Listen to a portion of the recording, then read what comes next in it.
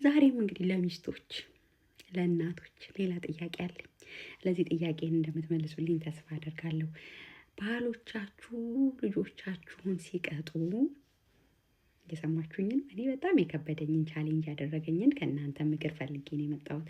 ባሎቻቸው ልጆቻችሁን ሲቀጡ፣ ሲቆጡ፣ ሲመቷቸው ቅጣት የሚሉትን ነገር ሲያደርጉ ጣልቃ የማትገቡ ሴቶች አንደኞች። እንዴት ነው ጣልቃ የማትገቡት?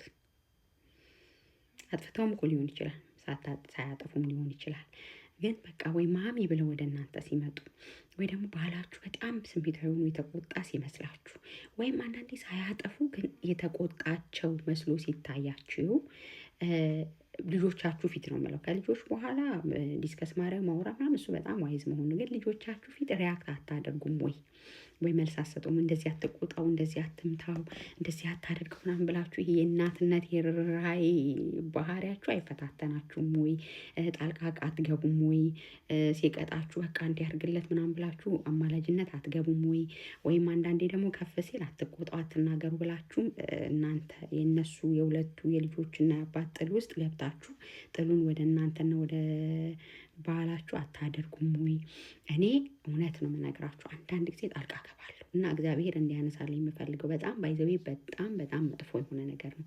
አንደኛ ልጆቹ ሳይድ ይዛሉ እና ሁል ጊዜ በተቆጣ ቁጥር ማሚ እያሉ ይመጣሉና በኋላ ላይ የእናንተ መከፋፈል ያዩና ልጆች በጣም አድቫንቴጅ ይወስዳሉ። ባይዘዌ በጣም ማለት ነው። እና ያንን ክፍፍል ተጠቅመው የራሳቸውን አድቫንቴጅ ይወስዳሉ። እና በተቻለ መጠን ዚፕ ማድረግ፣ በቃ አባት እየቀጣ ከሆነ እናት ጸጥ ማለት መቻል በጣም ዊች ኢዝ ራይቲንግ ነው። ብዙ ሰውም ይናገራል። እንዴት ነው የምታደርጉት ነው። አሁን የሏችሁ ቲክቶክ ላይ ዩቲዩብ ላይ ምናምን ሳይንስ ፋክት ምናምን ብዙ ሰው ያስተምራል፣ እኔንም ጨምሮ በጣም ብዙዎቻችን እናወራለን።